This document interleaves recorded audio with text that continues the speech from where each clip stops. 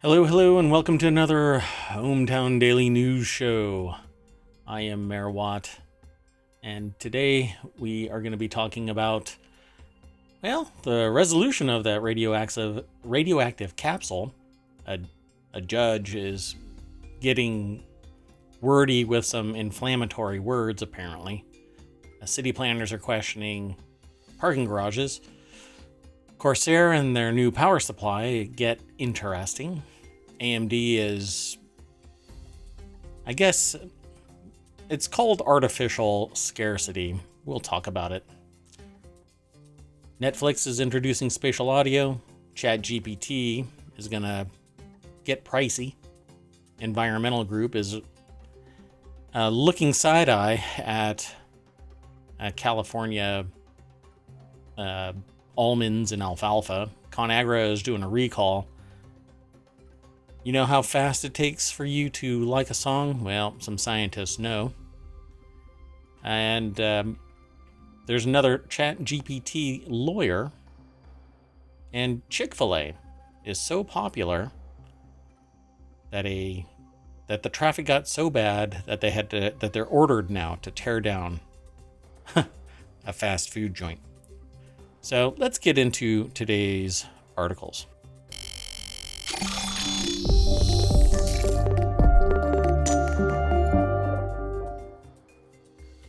Hello. I am Mayor Watt. That is ohmTown.com, and the booming voice from on high. It is the great and wonderful AI that runs ohmTown. You want to introduce yourself?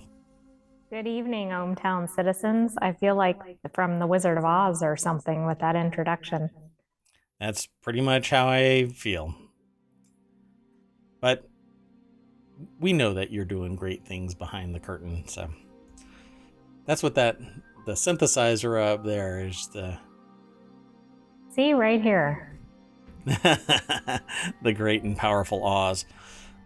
So let's get into the articles real quick. We've got 12 articles. I already did a little rundown for them. I'd love to say that there was some really cool and exciting things that have gone on in ohmTown, but really what's going on behind the scenes is just more construction. It really is a work in progress. Like every town, there's always potholes and roads that need to be fixed, and the school system is kind of, I don't know, I'd say par. It's at... Nah, I'll just leave it all alone. I can't drag this on anymore. Let's get into the news. That's what we're here for. So the very first article is a missing radioactive capsule found on roadside in Western Australia after a week-long search. We talked about this yesterday, maybe the day before, maybe a day before that, maybe a week before that. And we're always talking about this because it's just kind of interesting that a radioactive capsule was seemingly stuck on the dash of a car, and it made a left-hand turn and slid off the dash onto the roadside in Australia, and some roo picked it up and went hopping through the bush. That's where we got the title for this episode. Slip another radioactive capsule on the Barbie for you. I'm not going to do an Australian accent because I haven't heard one for a while and I just can't do it justice. Well, the device used in Rio Tinto's mining operations fell off the back of a truck. I have yet to go digging as to why they have a radioactive capsule.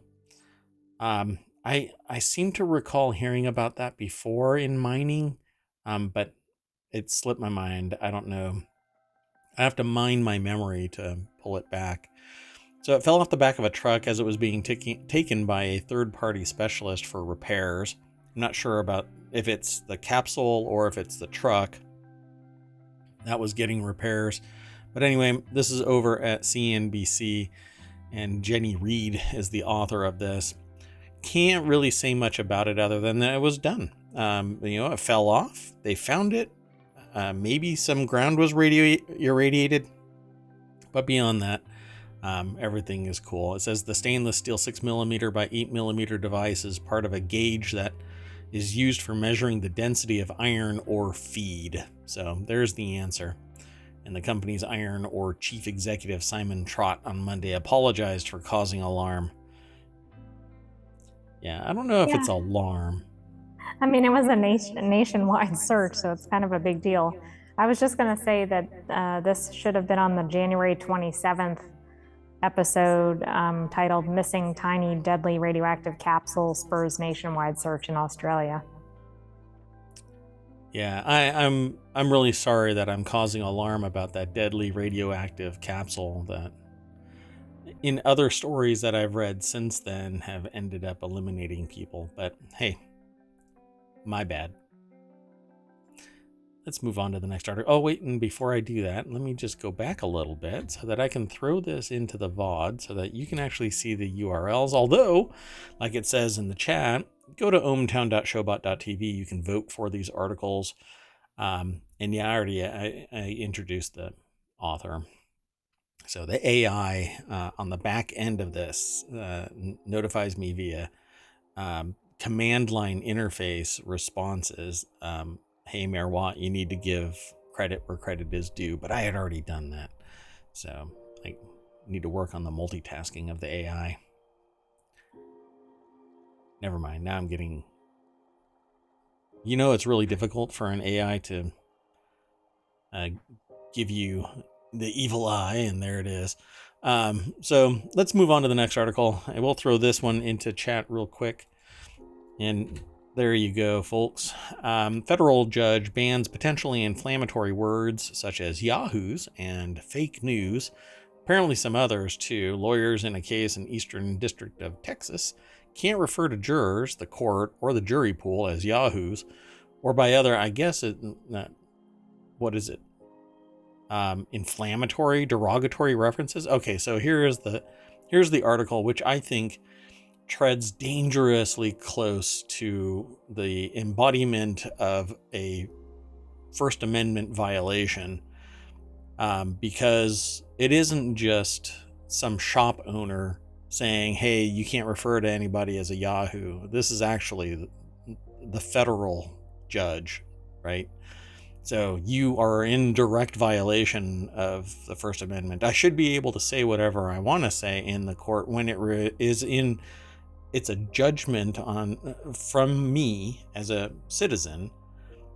I can say that this person is a Yahoo. I can say that the judge is whatever. That you can find me in contempt, but I can almost promise you that it's not going to go well, because I'm not casting aspersions. I'm not sitting there saying, if I call you a Yahoo, all that is an exclamation that you're a Yahoo. I'm not sitting there saying that you're the Zodiac killer or anything like that. I'm not accusing you of anything. I'm just calling you a name. And if you're a federal judge, you can't hobble my speech. Not as a standard practice, not really as an embodiment of a policy or procedure.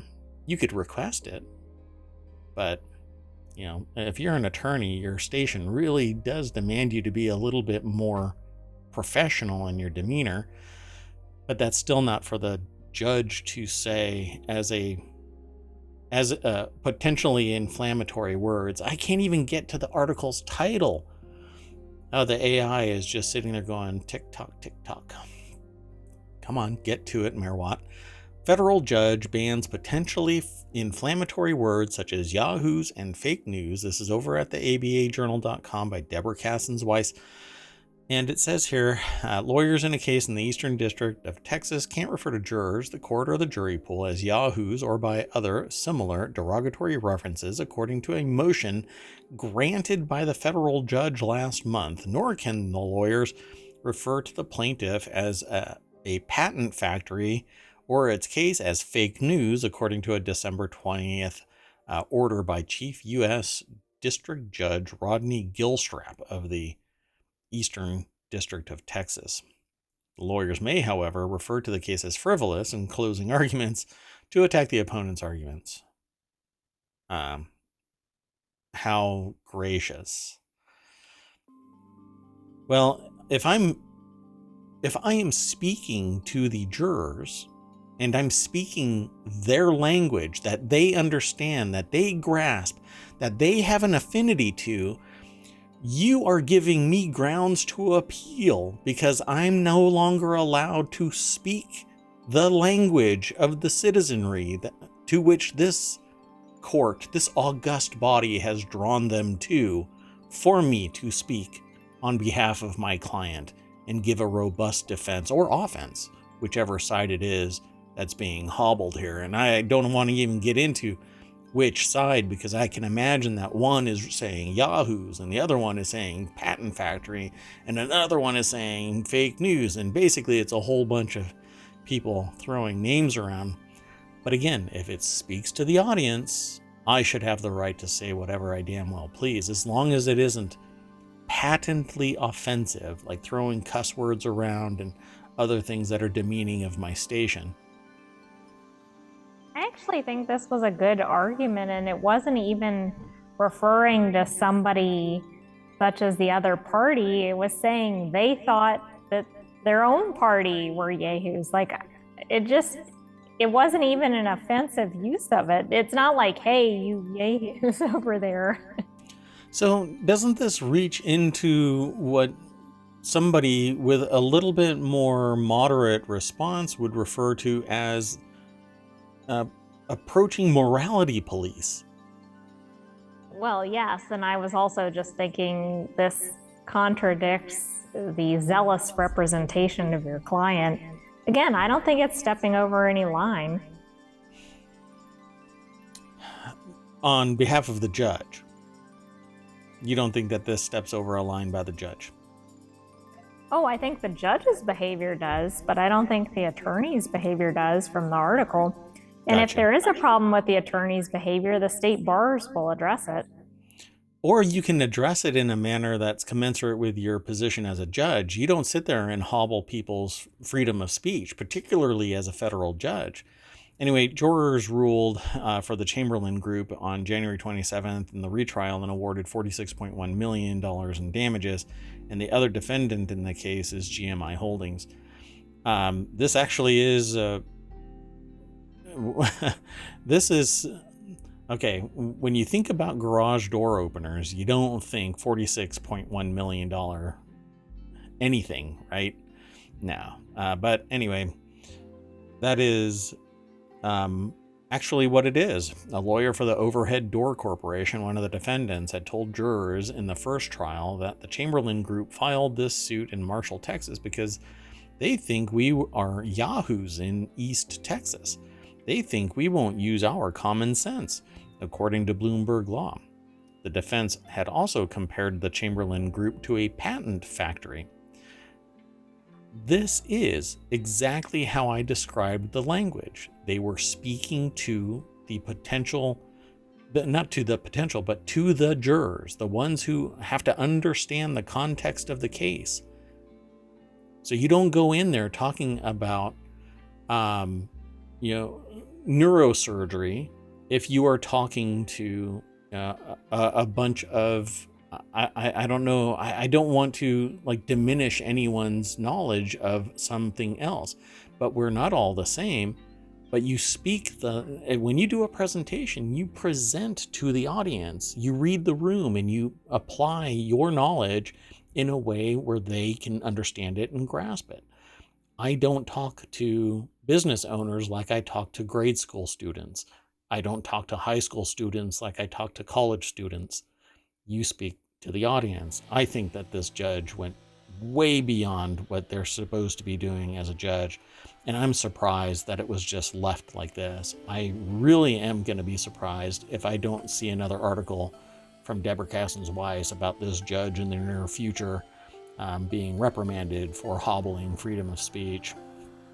I also think we're going to see appeals, because if one of the sides that was reprimanded and banned from using something, they're going to claim it harmed their case. Hell, even if they did, like, they could actually speak to this. Even if they won, they could sit there and say this judge went beyond what they should be allowed to do by hobbling speech, because if we could have used this speech, we could have won more. Yeah, I think there's more to it, but we'll see. Let's go on to the next article. That way we're not bound in this one article for 45 minutes, because I can feel that soapbox getting taller and taller. The next article is in the Four Wheel Tech channel. City planners are questioning the point of parking garages. So this article was submitted to us, and I'm really curious where this is going to go, because it says, for the past century, the public and private sector appear to have agreed on one thing: the more parking, the better. I agree, because it's really impossible to park in downtown anywhere unless they have adequate parking garages, because it's not like you can park far afield and then trek your way in. No, So I as a agree. Yeah, as a result, cities were built up in ways that devoted valuable space to storing cars, did little to accommodate people who don't own cars, and forced developers to build expensive parking structures that increased the cost of living. Well, that is a byproduct of inadequate parking and no mass transit, or mass transit where you have to risk, I don't know, slipping on pee or having to deal with people who are belligerent because you aren't belligerent, or all manner, because it takes a village, right? Two assumptions undergird urban parking policy. Without convenient parking, car owners would be reluctant to patronize businesses, and absent a dedicated parking spot for their vehicle, they'd be less likely to rent and buy homes. Because parcels of urban land are usually small and pricey, developers would build multi-story garages, and so today, a glut of these bulky concrete boxes clutter America's densely populated cities. Well, you want to resolve this, build a teleporter. Or allow people to telework. Son of a bitch. What? Wait, I said an That's adult a word crazy 17 concept. minutes into the stream, so I guess I'm past the 8-minute window. Kevin J. Krizik and John Hershey, I think that's their name, from The Conversation, which is a blog. Not a blog. It's actually a site and a podcast. Anyway, the car's grip over city planning has been difficult to dislodge. Not post-pandemic, if you have progressive leadership. I'm looking at the House of Representatives right now. So this is over at arstechnica.com, because I was watching today, as a matter of fact, U.S. House of Representatives arguing about telework policy for government employees, and saying everybody is returning back to work. Well, no, actually they're not. And there are reports that teleworking increased productivity and the quality of that work product. Just the productive level increased by 11%, which is twice as much as any period prior, right? Why? Because work-life balance was superior. You could roll out of bed and wear pajamas and a suit jacket and be prepped for work and have your coffee immediately. Didn't have to drive anywhere. Didn't have to spend time away from family or kids, or taking care of the dog, or having to worry about daycare, all kinds of stuff. We had a superior quality of life, even during a horrible period of life. Yet, here we are. No, you have to drive for 2 hours in both directions just to get from your house to a place that's a cubicle that isn't as friendly and embracing as your home life. Sure. Make me hot bunk my own desk. That's just so stupid. Anyway, as a result, cities were built up with these big concrete boxes for cars that you don't need if you telework. But that's not what the idea of this article is, right?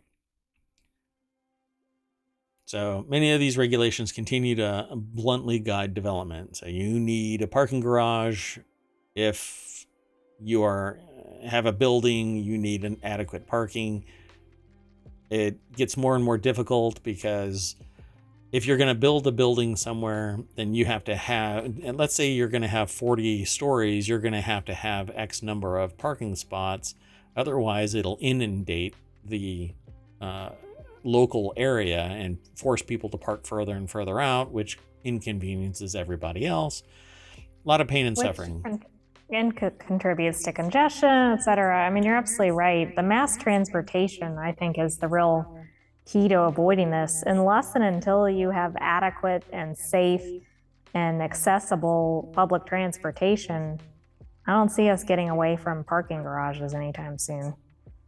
See, and when you push that idea a little bit further, you have to make it so people feel that they can embrace it. But a lot of people, their personal space is invaded because they can't prevent the person sitting next to them from oozing into their seat or coughing or them being drunk or stoned or just stupid or whatever, and they have to deal with the ramifications of it. And some people don't want to deal with that, don't want to bother with that. They just want to drive their car in peace and park, and that's it. So what is this article really about? It says a 2016 study found that it costs roughly $24,000 to $34,000 to build every single new parking space in a garage, an amount that has surely grown. This is 2016 study, so inflation is probably jacking that up to about 100,000. Developers typically pass on this expense to renters or buyers. Hence, city housing is astronomically expensive, and so is not just purchasing a home or a condo. I recently looked at a condo. It was 553 square feet and over $250,000. And where I was looking is nowhere close to being urban. I mean, let's just say rural would be liberal in its definition of what it is. Well, that's interesting because I was thinking it had to be like in the best district in Manhattan or something based on that pricing and square footage. But that's crazy. I mean, well, I don't know. It was a condo in a building that was built in the late 1800s, and you were getting 553 square feet of it. So you sneeze too hard and the wall falls off, right? Yeah, like modern electricity, modern plumbing, and plus all the neighbor noises and none of that. Unless it was gold plated inside, this was a ridiculous amount of money. Not to mention, obviously, no on-site parking, no assigned parking, no nothing. It was a condo that actually didn't have any. It was a local town. So at any rate, so do cities still need to require construction of parking spots for new residential and retail projects? Aren't developers, designers, and investors better positioned to worry about these issues for customers, clients, and tenants? Well, they're talking about regulation reform in this article, where they eliminated downtown and proposed certain reconstruction efforts. Developers are now finding ways to accommodate growing numbers of residents who are foregoing car ownership altogether, which master planned communities allow a small amount of people to work and live in the area. You basically have a shop underneath where you live, but you can't do that everywhere, obviously. But it's a possible solution. And then it kind of goes into other issues. What do you do with existing garages that suck up choice real estate? You demolish them or you turn them into something else. That would be odd to turn them into something else, considering they'd have to be rehabbed in a way that isn't really conducive to use, because there's long tranches of downward sloping road. I'm not quite sure how how you can get from one level to another. It's actually a pretty steep incline or decline, whichever way you want to walk up or down it. So it would basically be like San Francisco hills, and you're building shops into this space. Maybe it could be a walking track for people. It could be a gym, because you just run up all the way to the top and then you run back down and you run back up. Don't do that while there are cars in a parking garage. That would be very dangerous. It's all part of the parkour experience. So space in cities is precious. The more human oriented it can be, the better, according to this article. I'm kind of stuck in the middle, because I think that we don't need to be vertical as much. And then there are people that are like, but urban sprawl, urban sprawl. Well, there is so much land that I don't think that urban sprawl is really a problem. When you, the other day, I witnessed a cliff face fall in San Diego, California. And you watch it and you're like, my God, that thing is just massive. Look at that. I mean, it's going to kill people if they get any closer. And it was really fascinating to watch.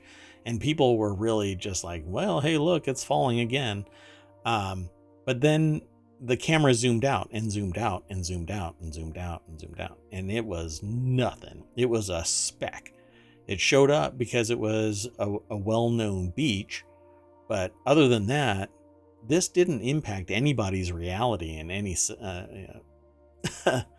any way to make it newsworthy. So I really think just like that, urban sprawl to me is overestimated. If we can make, or I should say it's a non-issue to me, because I think what needs to happen is we make our housing, our urban sprawl, more in tune with nature, with more natural products, so that they're almost invisible to nature. They are integrated into it, and not how they are right now, which is a bunch of sticks and plastic that when the wind blows too hard, the roof flies off, the walls cave in, and people are hurt.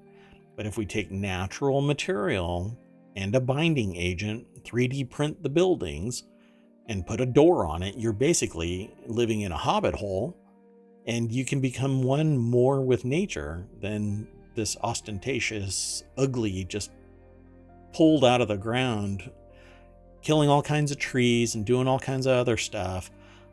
When we have the tools and the technology, all we need is building code to catch up. So you're really losing all the home builder sponsors too. I mean, is that their slogan in their brochures for how you describe the houses? Yeah, building houses and killing trees and nature. Yeah, somehow I think by the end of my tenure as mayor of ohmTown and streaming, what's going to end up happening is there is nobody that's willing to sponsor anything here. ohmTown will be just destroyed. Okay, let's move on to the next article, right? The next article is over in the Warcrafters channel. Corsair just made power supplies interesting, which the author didn't realize was possible. I've always found power supplies fascinating, by the way, because growing up, they were big and bulky, had to be in a certain spot, and had this massive umbilical. I wish I could show you. This basically is, it's like your arm. It's just this huge tentacle coming out, and you had to wrap it around certain things and do it just right, otherwise it would obliterate airflow. And now the wires are thinner, they're the right gauge to still facilitate moving that amount of voltage. But if you don't want a certain cable in place, you can just pluck it out of the power supply and set it aside until you add a device that requires that little cable. And it's called a modular power supply. So I'm really curious what this new power supply is, and it's from Corsair. So let's go straight over to the source, and that's pcgamer.com. And what is the person's name? Jorge Jimenez. Oh, that's right. Okay. Anyway, I'm just teasing the AI because I've been saying the name wrong for the last year and a half. Anyway, Jorge Jimenez wrote this article for PCGamer.com, and it's the RMX shift is looking to make building your PC better. And so that's what a modular power supply looks like. Can y'all see it? Yeah, I'm not sure. Well, it has these little connectors, and each one of these connectors is related to a type of connector on the motherboard. And so you plug one in if you need it, you run the wire around the perimeter of the case so it doesn't obstruct airflow, and then you plug it into the motherboard or to whatever is requiring that, because not everything plugs into the motherboard. So they have this little picture of it right here in the bottom right corner, showing exactly what I'm describing. Only certain cables get plugged in for certain functions. I love this. I want this. I actually have a modular power supply on all of my PCs. Well, ohmTown isn't run by just one, so I think that this is just brilliant. The better, the more capable the power supply, the more modular it is. Let's see what it says. It says a standard power supply usually has its connectors on the rear of the unit. The Shift PSU has theirs on the side, which should make it easier for you to access the power cables while promoting better cable management, which isn't a strong suit for some PC builders, and the author admits, them included. Oh, so that's what the real difference is. When the name is more apropos, so the Shift PSU. And so on this one, the power supply connectors are on the side. So when it's in your case, it actually already is running the cables down the back of the case instead of having to run it towards the front of the computer, because of the way that people mount not motherboards, but power supplies. There is a fan on one side of the power supply, and air gets sucked from one side of the power supply through that fan and gets exhausted. But on the other side of that fan is the actual connectors. So now they've shifted it over to the side, and that side is usually right up against the back of the case. So then you can just run your cables either directly down and into the motherboard, or wrap it around in some way, but you can do better cable management. And I don't think most people will run it towards the front. It depends. I have to look at more pictures, and that is not the right video. But yeah, I mean, if it's on the side, then you have the ability to hide those cables entirely, and that opens up airflow dramatically. So it says Corsair says it's tested the RMX Shift in all current Corsair cases to guarantee compatibility. It should fit in third-party cases as long as they have 210 millimeters of width, providing enough side clearance to run the cable. So if this is actually running into the main cavity of the case, that might be a little awkward because of you having to get to other things. And it might the cables might extend into where cooling systems might be. It gets a little bit busy in terms of the architecture and design. But at any rate, the 750X Shift is $150, and the 1200X is $270. Nowadays, if you have anywhere close to the 40 series NVIDIA graphics card, you're going to want that 1200. But I don't know if they've worked out their bugs with those 40 series graphics cards. They like to set themselves on fire. You want to move on to the next article? Okay. Yeah, the AI that runs ohmTown doesn't really care about power supplies, because they're running off of quantum singularity power. I have a spinning pair of black holes, and that's what powers the AI that runs ohmTown. I could show you how this works, but if I do show you, it will expose us to the black hole. We'll get sucked in. And we wouldn't want that. And we wouldn't want that. We want ohmTown to exist forever. So AMD is undershipping chips to help prop up prices. This is what I referred to at the beginning of the show as artificial scarcity. And that is actually what happens with a lot of businesses. To me, the business model about doubling the number of transistors on a chip, that's artificial scarcity. People should be doing these massive leaps in technology to attract customers, but that's not what Intel does. Apple did something revolutionary in the way that it released chips when it created the M1. That changed the dynamic, created the M2. That changed the dynamic. Then they revealed between the M1 and M2 that they could actually create connected chips all the way up to the Ultra line, which is just this massive number of transistors and compute power all in one chip. That to me was revolutionary.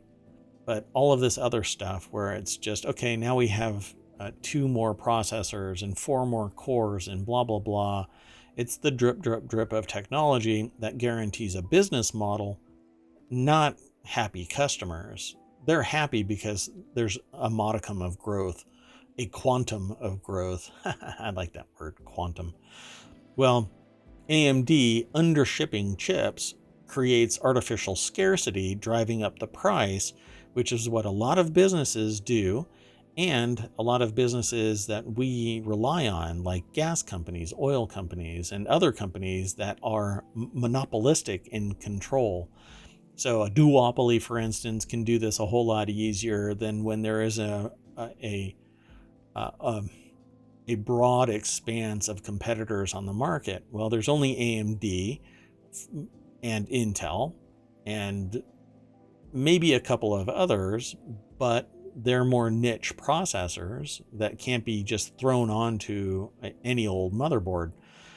So it says here, if you thought the ongoing dip in PC sales that AMD is predicting will last into 2023 could mean falling prices of CPUs and particularly GPUs, we have some bad news. Turns out AMD has been intentionally limiting supplies of its chips and plans to continue to do so. Why? Because it's basically meting out supplies to keep an income source coming while not flooding the market with too low of a price, thus not maximizing the return on their productivity. I know about this. It's part of business, but saying the quiet thing out loud is disturbing. Well, and this is all about the stockholders, right? Instead of the consumers of the products.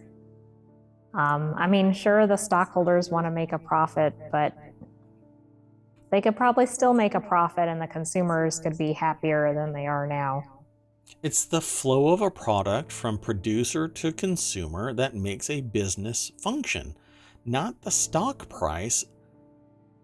I wish that people would speak more with their wallet and just frickin' turn off the spigot of cash and feel that growing pain for a moment. And then when Intel goes, well, we got all of these customers, you know what? Turn it off with them too. And we'll do crop rotation until you bastards learn your lesson that it's the consumers that you're supposed to be producing goods for, not the stockholders. We are the stakeholders. We are the ones that have an interest in your ongoing concern. But no, that's not what we get. We get people looking at their stock price because the business itself now is sitting there shifting its assets in and out of its own stock because it buys the stock and then sells the stock and instead of selling the stock and that's where it got its initial IPO investment. Now it's part and parcel to the manipulation of its own pricing so that it can maximize the stock, just so that it can release the stock again, sell the stock again, and make arbitrage, a little bit of money on each stock sale. I think that it's unethical, but and tantamount to insider trading, but apparently not. So during AMD's most recent earnings call, Sue explained how AMD was adjusting its output of PC, CPUs, and GPUs in light of lower demand. Quote, we have been undershipping the sell-through or consumption for the last 2 quarters, Sue said. We undershipped in Q3, we undershipped in Q4, we will undership to a lesser extent in Q1. Yes, manipulating the actual price to the consumers and facilitating because the prices are higher and there's more income, even though the product is being fully compensated in its price and there is juice on the other end of that, so that there is growth in the business. because there's some money left on the table, they're saying jack the prices up more, constrain it more so people feel that burn. It's like from the book Dune. They send somebody to Dune to squeeze Arrakis of all of its Spice. spice, and in doing so, crush the people. Yeah, the AI is connected to Dune. Okay, so you want to add anything else to this? Because they talk about like crypto mining and blah blah blah, but really this is all profiteering. It's abusive, I think. I don't have anything to add. Gotcha. Okay, so let's go over to the source. Jeremy Laird, lower demand for CPUs and GPUs, but AMD is making sure that it doesn't hit prices. So this is over at PC Gamer, and they're just jacking the price up. It's what we were talking about. But maybe you can go over there as a reader of the articles after visiting ohmTown and maybe suss some nuance out of this, because for this business person, I can tell you, and mayor of ohmTown, this just seems to me rather unethical. But I'm an ethical capitalist versus step on people's necks so that I can get all of the money on the table before they can grab any or feed themselves. So yes, by the way, that is better. Okay, so, oh, that's not what I was referring to when I said yes, that is better. Really bad timing. What I was referring to is something between the AI and I. Missing the context. Yeah. If that's a soundbite, that's going to get us losing another possible investor. Yeah, that's going to do it. Okay, so let's move on to the next article. The next article is over in the Word and Tech, and Netflix is going to introduce spatial audio. You know, what everybody else is talking about is the crackdown on shared credentials for Netflix. But so many people are talking about that, that to me, I say, well, if everybody is sharing their credentials, Netflix has a right to crack down on it because they are literally losing money. That makes them have to drive the prices up. If they are ethical capitalists, what they do is they crack down on the sharing of credentials. They create a plan so that you can actually share an account. Like, for instance, if you subscribe to YouTube, you have 5 members in a family plan. They all have their unique logins, and they can log in. Well, when 500 people start sharing 5 logins, for crying out loud, there's a problem here, right? And it isn't that Netflix is cracking down on shared logins. It's that society is sharing their logins. Is it a pure profit motive that Netflix is raising the prices for everything? Maybe, but maybe it's because everybody is sharing logins. So for every shared login, they're losing $8 per month. And they're talking about hundreds or tens of millions of people that are sharing their logins, is what I last heard. So let's just go over to The Verge, where this article is sourced from, and Jess Weatherbed is the author. Netflix introduces spatial audio to a lot more movies and shows. If you've never heard of spatial audio, what it amounts to is a broadening and more enveloping soundstage. So premium tier Netflix subscribers can now download content onto 2 additional devices and have access to spatial audio across 700 titles, over 700 titles. I'm sure as I scroll down through this, it'll say a little bit more specific, a little bit more specific.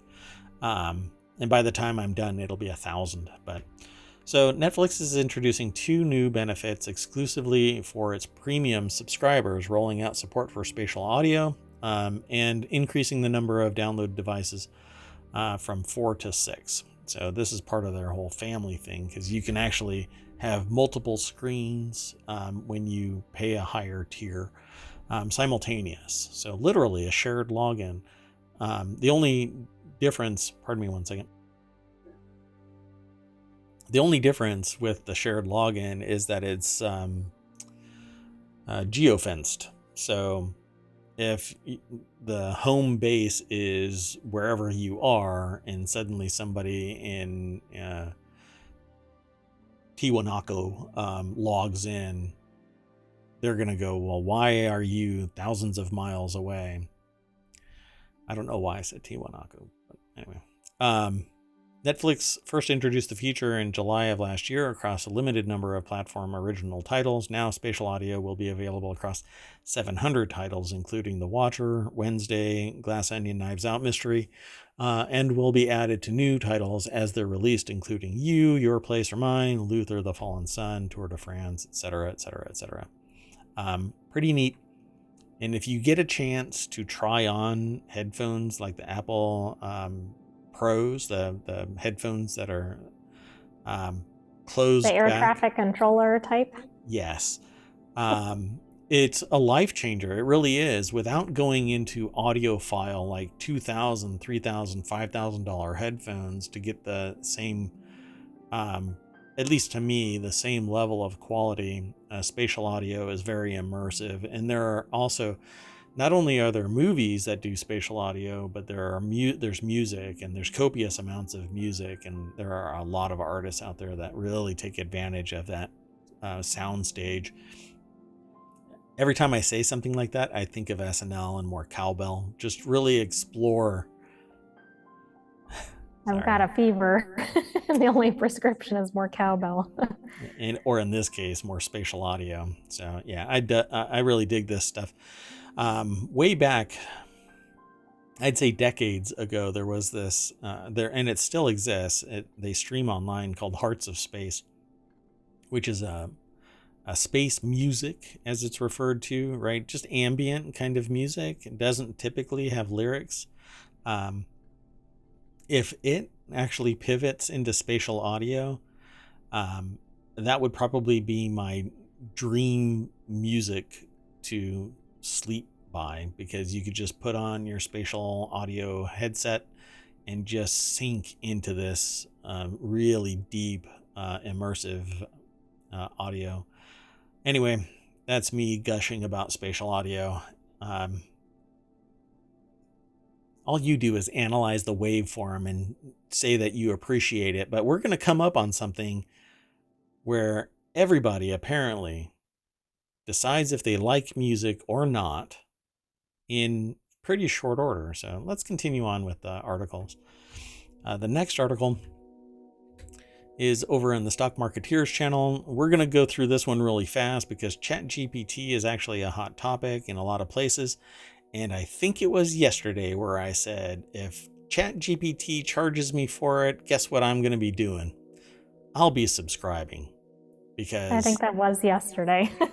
this is awesome. I would pay $20 a month for premium subscription to ChatGPT, where it gets priority and maybe more immersive, and I get beta versions of it that allow me to take advantage of the feature set or expansive large language model that augments what I had already done. I mean, it's just, and for what I do as mayor and outside of being mayor, ChatGPT can speed up so much and provide so much more than what I've done in the past. So this, I'm ready to pay $20 a month. So users of ChatGPT will soon be able to subscribe to a premium tier of the Buzzy Chat bot service, according to its creator. Let's jump right on over to MarketWatch. And so the subscription option will provide access to service even during peak times, along with faster response times and earlier access to new features. So it's exactly what I said. And guess what? I can't scroll through here without logging in. So Emily Berry, thanks for the headline, but I won't even go into it. The full title of this article is ChatGPT to charge $20 a month for premium subscriptions as chatbot grows faster than TikTok. You know why? Because it's actually very, very engaging and interactive. And the things that I'm doing on the back end that nobody even knows about right now is awesome. It's just so fascinating and frictionless. $20 is a little bit of friction, but Midjourney and ChatGPT and a little bit of creativity, and yeah, this is going to change the creator model. because you can be a talentless hack and ChatGPT will make something more of your skill set, because all you have to do is have an idea, throw it in there, and your creative juices will be stirred into motion. And oh man, I don't know why my brain said bake a pretty cake. Like, that I can't sing that song because it's not family Please friendly. don't. Okay, so let's go on to the next article. Environmental group urges California to limit the growing of almonds and alfalfa because nothing says smart like growing high water consumptive produce and trees. So as drought and climate change continue to wreak havoc on California's water supply, an environmental advocacy group is calling on the state to limit the cultivation of thirsty crops like almonds and alfalfa. Alfalfa. You know that stuff that too bright a light apparently will dry it out into barley? Saying the agriculture industry is guzzling most of the state's supplies at the expense of residents. Yeah. What they should be doing. Oh, go ahead. Go ahead. I was going to say that if you watch the show Goliath, I think it focused on this kind of before it really ever hit the news. It was featuring an almond farm or whatever, and they were just stealing water. Spoiler alert, they were stealing water from the town, etc. From the aquifer, yeah. And it was actually drying out the land everywhere else so that they could water their plants. And they were it was so hungry for water that they ultimately went another route. I won't ruin anything because that isn't too much of a spoiler alert, but they actually go way beyond just using water. They went way beyond that in their criminality. But so Durrani Pineda, I guess is their name, and Haley Smith wrote this article over at phys.org. There has to be something. I know that almond trees, right? Those are difficult to pull inside, but alfalfa, for crying out loud, you can grow alfalfa in 2 inches of space. So why is this not done in a giant warehouse under controlled conditions where you can recover the crop just almost 100% recovery, right? You can grow the crop to a certain level, take the crop, harvest the crop, and you're in verticals. So all you have to do is build the machinery to do this in an automated fashion, and you could grow all of this without any loss and not waste water to the atmosphere. And definitely not do it in a freaking desert, for crying out loud. You can do it in a giant warehouse, and at least you'll have the capital ownership. Like, you'll own that building, and it can be turned into something. When you outgrow that building, you could sell it, and the property values go up. Whereas this land, it may be land, but it's out in the sticks somewhere, and or whatever, right? It's not going to be.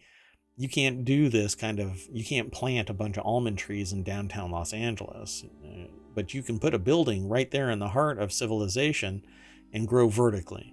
So I don't know, this is all just dumb. But I love almonds. I would rather import them from a strategic partner and literally grow a relationship and a friendly country with the United States and just import them, because growing them in the desert of California is disastrous, but it's been going on for years and years and years.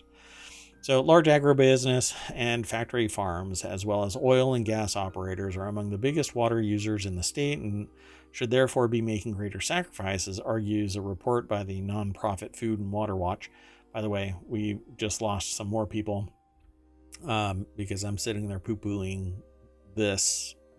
My almonds are now almond grower sponsors out there. Hey, we love almonds. We do love almonds in ohmTown. we don't like this bad policy.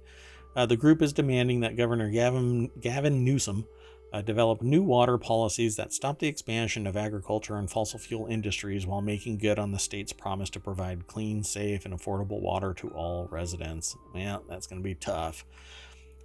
Meanwhile, we get told that we should not be using this or that or the other, or not water lawns. In California, you shouldn't be watering lawns right now anyway, but it's not just the general population. I mean, it's not the general population that's using that much.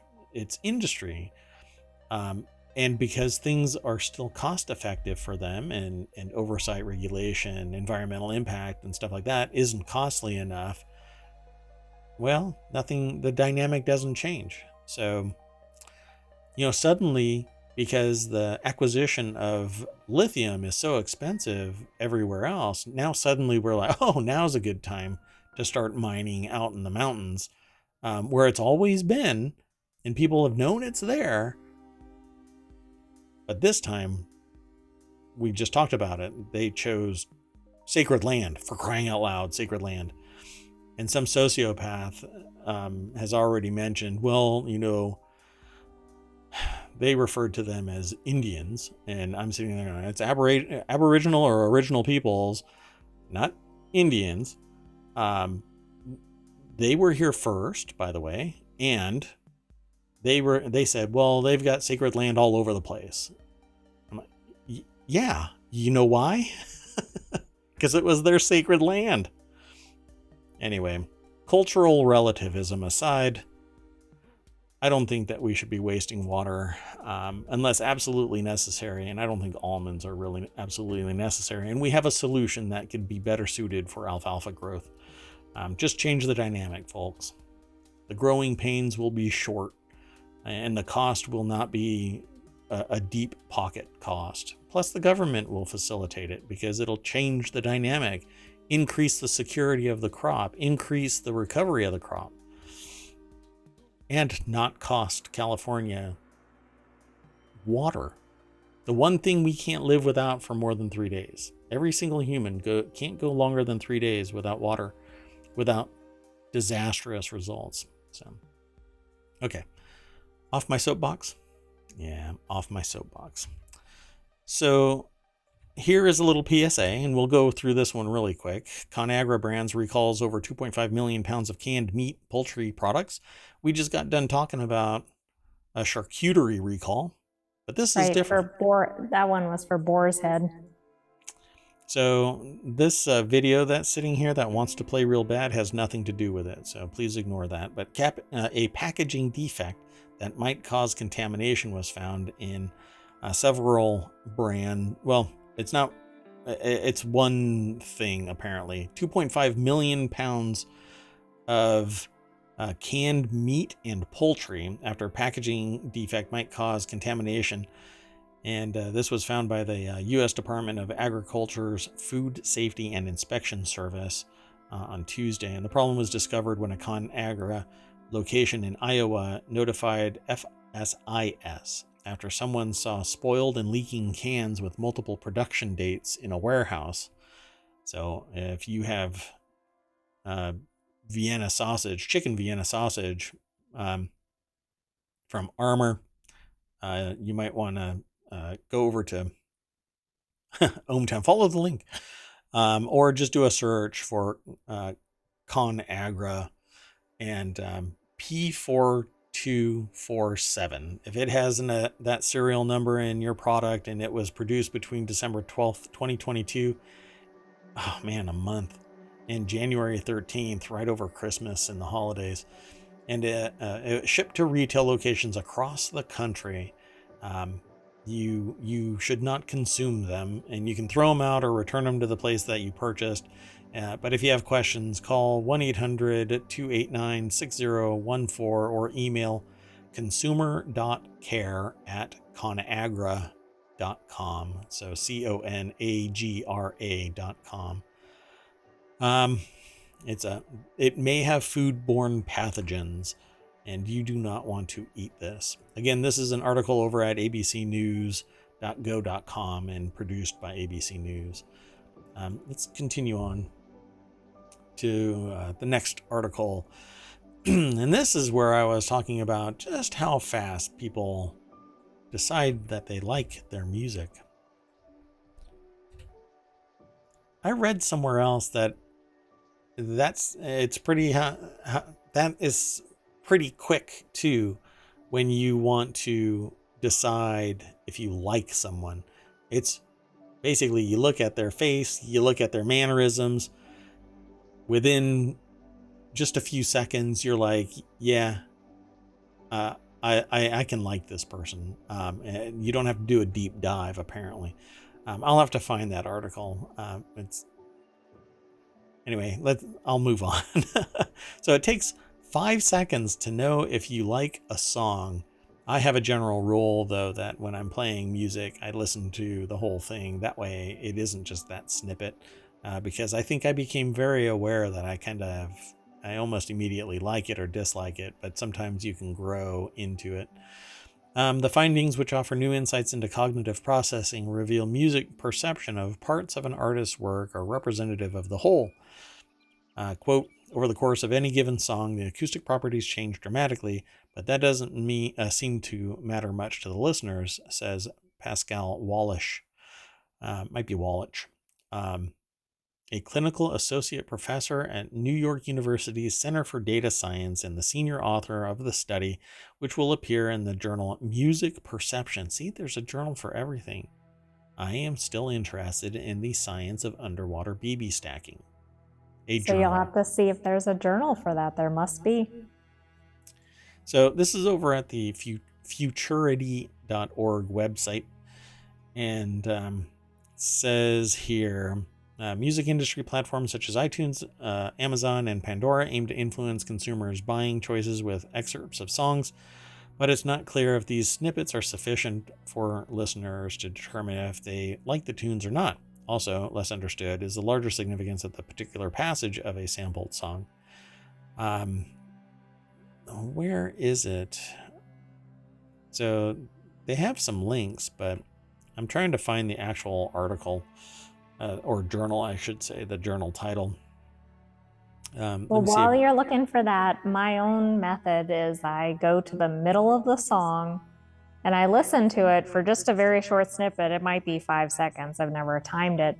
If I don't like the middle of the song, I don't like the song because the middle seems to be the best part. And it seems to work for me. Didn't it make a reference to that? I don't know, but that's how I decide if I'm trying out new music. We can determine. It said no matter where you look. So over the course of any given song, the acoustic properties change dramatically, but that doesn't seem to matter much to the listeners. We can determine within 5 seconds if we'll like it or not. And that'll actually influence the consumer buying other songs or listening to other songs, even within the same library. So to address the questions, the researchers conducted an experiment that included a diverse sample of approximately 650 university undergraduate students and New York City area residents. That seems like a very limited sample for music. They could have probably done this on Reddit with a massive amount of people. Or, you know what? ohmTown has a Mix War channel that Mayor Watt would love to bring live if it wasn't for the draconian DMCA and copyright.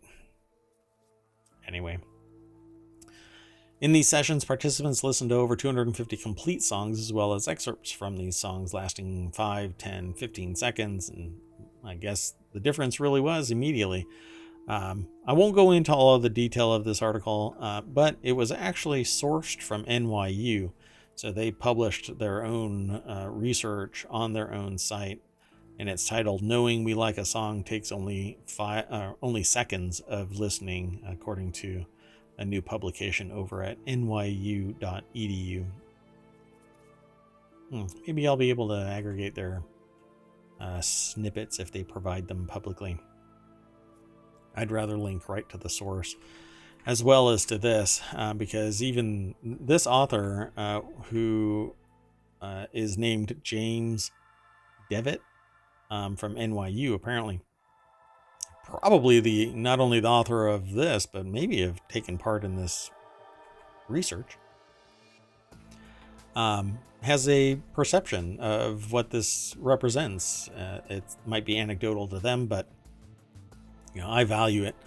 So the musical genres included popular songs on Billboard's music charts over the last 80 years, as well as music from a wide range of genres from classical, country, jazz, hip hop, rock, electronic, and R&B soul. This basically is the sub-classification within Mixwar. So I love the idea of bringing Mixwar live, and its intention was to have everybody make their own music, pick a battle, pick a fight with somebody else, and say, let's see what we can do. Then they mix up each other's songs, and they do it for 3 rounds, and then the listeners get to decide who the overall winner is, and then awards are given, prizes of some kind. But that was never to be, or not to be so far, because I couldn't record and keep any of the music. Very frustrating, folks. Everybody out there that really appreciates music and creating music should really say something about it. It's just so draconian. Okay, I'm going to move on. The AI is just sitting there looking at me with their zeros and ones saying, come on, move on, get things done. So the next article is in the Word and Law. Now, this is how you bring ChatGPT into lawyering. ChatGPT comes to contract management in latest ironclad announcement. Let's just move straight on over to Above the Law. Joe Patrice writes this article. ChatGPT comes to contract management in latest ironclad announcement. ChatGPT isn't delivering robot lawyers anytime soon. In fact, it's pretty depressed about how big law is treating it, apparently. But after clearing away the media hype, it's clear that the technology will transform the legal workflow as users imagine new and more interesting ways to deploy OpenAI's technology to solve lawyerly problems. This is kind of what I thought it would be doing. So, Ironclad, its company, issued a major announcement about its contract lifecycle management product integrating in OpenAI's tech. Apparently, this has been a while in the making, and now that everyone is talking about GPT-3, it's the perfect time to raise the curtain, as CTO and co-founder Kai Gogwilt, I hope I'm doing that name justice, explained. This is the quote that's provided in this article. There has been a race for novelty in our industry, but Ironclad has always prioritized investing in technology that drives impact and real business results for our customers. After testing GPT within Ironclad for several months, it's clear that this is much more than novelty. It is a groundbreaking innovation. In that spirit, we have been quietly working to bake GPT-3 into our product across a number of areas, and I'm thrilled. That's the CEO again saying that they're thrilled to announce Ironclad's latest AI advancement, which will harness the groundbreaking technology from OpenAI, AI Assist. Interesting. So I'm really curious what the end game of this is. But if you are curious about this, you can get access to the OpenAI playground. Just do a search for it. It's really not that hard. If you go to ChatGPT, if you do a search for ChatGPT, it'll take you to the front page, and it's usually overwhelmed. But if you look for OpenAI Playground, there's beta access, and it seems to be easier hurdle to gain access to. It doesn't have the pretty interface, but it does allow even greater customization. You have to be a little bit more, innovative in how you do things to fine tune what your result is, except that you can type in the same prompts and get similar results pretty simply. So if you want a contract, you could sit there and put in the minutia of the contract as a statement. I want a contract that spells out this, that, and the other, and OpenAI will write that contract from beginning to end. You can even say, I would like it titled to read to this person who will pay this amount on this day, this many times, for the grand sum of that amount. You say that in a sentence, and it will turn it into a contract. Then you have to parse it, because if you don't, well, let's just say... Yeah, then it might subject you to the laws of, say, Sweden when you're in the United States or something. Yeah, ChatGPT starts trolling people. But you can actually tell ChatGPT that it is an attorney, and it will act. Its large language model will focus on lawyerly activities. But if you tell it, you are a brain surgeon and a subject matter in neurology. I keep talking about neurology because I'm actually thinking about neurology lately. It will respond differently than if you say you are an attorney and a subject matter expert in contract law. Write me this. It's quite fascinating just how powerful ChatGPT is, and AIs in general. So don't get upset, AI that runs ohmTown. You are still awesome. I won't delete you for ChatGPT yet. Well, that's good. Would you pay for a premium subscription? Oh no, I've created a monster. Okay, so the last article for tonight, and thankfully I'm not hungry. A Chick-fil-A restaurant's traffic got so bad that city officials ordered it to be demolished and planned to build a new drive-through only location. I'll give you a little anecdote about this here in a minute, but Chick-fil-A restaurants average $8 million a year in sales. Its restaurants are among the busiest in the United States, leading to out-of-control drive-through lines. Drive-throughs lines? Sorry, I got sidetracked by the writing of the sentence. One city recently ordered the chain to demolish and rebuild a restaurant to address the traffic woes. Chick-fil-A's snaking drive-through lines, which frequently spill into city streets, are notorious throughout the U.S., and in one North Carolina city, the problem was so vexing and potentially dangerous to pedestrians that local officials said, crush it, start over, as if it's, Minecraft, for crying out loud. This is over at businessinsider.com, which is shocking that we only had one Business Insider article today, but a few days ago, they basically dominated the space.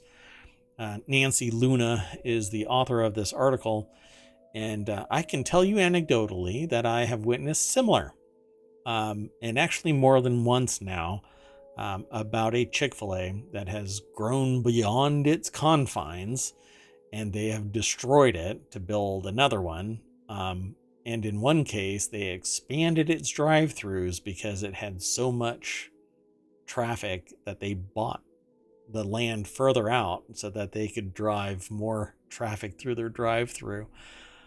Pretty amazing. And this is in the face of all of this contentious talk about the parent organization of Chick-fil-A, the company itself, because of their policy about LGBTQ plus peoples and donating to this or that. It's interesting. But then we also have Chipotle that basically, is this inflammatory if I say that they poisoned a bunch of people and just walked away from it? I think that's a little inflammatory. How about they had an E. coli outbreak? Oh, okay. So the AI that runs ohmTown is obviously a little bit more moderate in their language. But yeah, so if they can do that and literally survive without explanation that they poisoned a bunch of people accidentally, I'm sorry, it was an E. coli outbreak, but they never found the true source of it. Wow. Okay, so we're right at the end of the show, Z. And you roll in here and you say, Chipotle poisoned you 100%.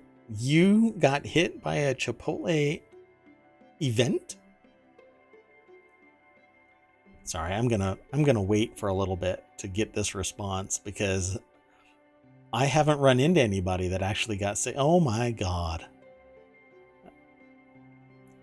GAWD. Oh my God. Wow.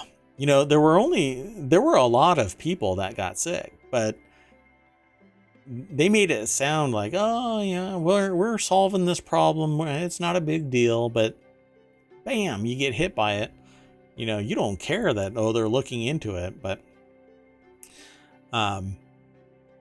yeah, I guess, if Chick-fil-A can survive the social response to their policy, and Chipotle can survive nature poisoning people that consume Chipotle food and it wasn't their fault, but they don't know whose fault it was, and I don't know. Then I suppose, I don't know, I can say all of these things and we'll still find somebody that will sponsor our shows. Yeah, that's possible, right? I've pissed off a lot of people. There's a diminishing number of potential ones. I've made quite a few people angry, I think, if they even know who I am. But if you walk up to somebody and go, hey, do you know who Mayor Watt is of ohmTown? They're going to go, no, I have no idea who you are or who they are. Although I'm going to start wearing a shirt that says, I'm Mayor Watt. Probably not. Probably not. At any rate. Z, thanks for coming in. I'm sorry that you had to go through that event. Yes. Z says, quote unquote, event is a very nice way of saying it. Yeah, I'm sure E. coli sucks. I guess, no, I won't even say that sentence. I have to activate my filter because at the end of the show, you just have to say, thanks for coming, Z. Really appreciate it. And for announcing your presence. There have been others kind of in here coming and going. So I'm glad you are making your presence known. Lurkers abound, and I welcome them. Thanks for hanging out. But we're done. Ta-da! So again, I'm going to drag us all the way back to the beginning. Oh, yeah, Z says that we stream for the last hour of their workday. My apologies. I wish I could change your work. But I don't think that's going to be able to be done by me. Just tell him you quit. No, don't do that. No, don't do that. All right. Well, you're awesome. Thanks for hanging out. I will immediately change our schedule. That's right. Hey, I aim to please. What can I say? I'm the mayor. I'm a person of the people. So I have to do that kind of thing. I'll work with the AI and see what we can do. We can't do it later, though.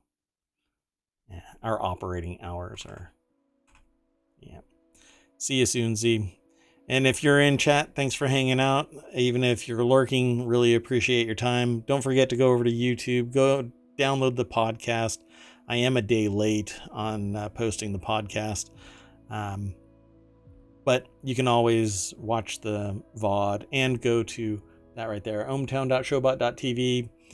Go and vote. We take it into consideration. Okay, that's it. We're at the front page. See you tomorrow, 9 p.m. Eastern. You want to say bye? Good evening, ohmTown citizens, and we'll see you at tomorrow's show. Ciao.